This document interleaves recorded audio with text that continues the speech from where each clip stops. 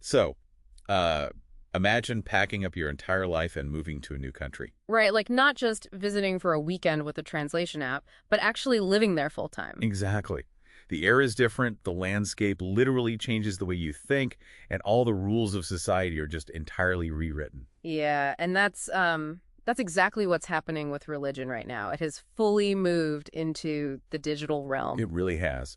We've gathered this massive stack of sociological research, theological essays, and tech analysis to unpack what scholars are calling the digital reformation. And our mission for you today in this deep dive is to sort of explore how tech isn't just a convenient tool for faith anymore. Right, it's a media ecology, meaning it's an entirely new environment reshaping human spiritual identity.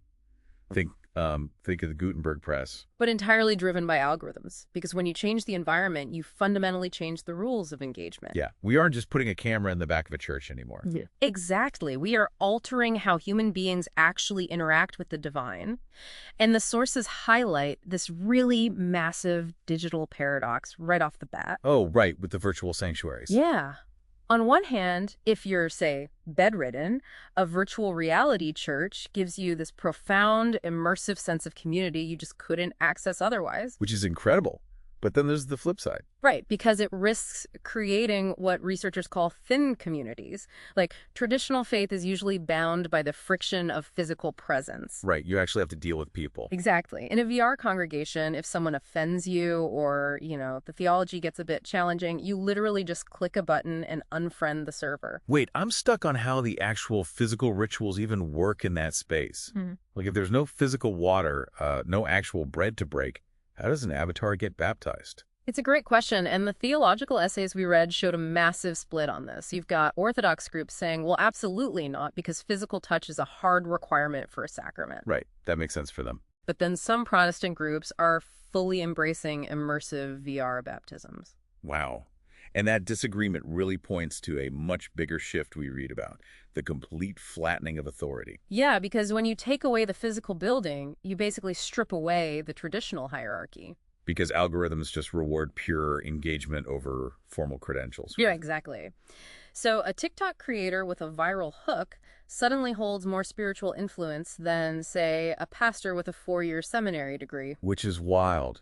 Users basically bypass the traditional gatekeepers and just tinker. Tinkering is the perfect word. They pull a meditation practice from here, a scripture from there, building highly personalized, syncretic belief systems. Custom spiritualities built from the ground up for an audience of one. Uh, You definitely see that customization with mobile apps, too, like the YouVersion effect.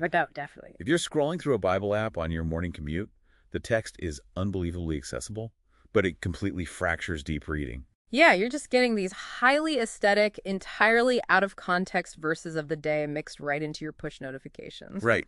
But it begs the question, who or what is actually guiding these personalized beliefs when we get into artificial intelligence? Well, that's where we hit a really profound ontological challenge, meaning the technology questions the very nature of what something is. Like the AI generating entire sermons from scratch. Yeah. And even physical robotic practitioners. Look at the Mindar android in Kyoto, which is literally programmed to preach Buddhist teachings to temple visitors. Wait, but if an AI chatbot is giving you pastoral care, isn't it essentially just a spiritual vending machine? I mean, kind of, yeah. You put in a prompt, you get a comforting verse, Mhm. but where's the imago Dei, the image of God? The machine doing the ministering has no soul. Exactly. And a vending machine dispenses a product, but it really can't offer a relationship. And that lack of a soul is the core friction. But the research also points out tangible stakes in the physical world.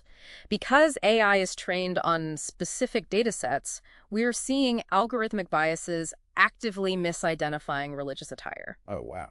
And more severely, authoritarian regimes are weaponizing surveillance technology like facial recognition to track and suppress religious minorities. Like the reports on the Uyghur Muslims in China. Exactly. The sources point out that the exact same global network designed to connect believers is actively being used to control them.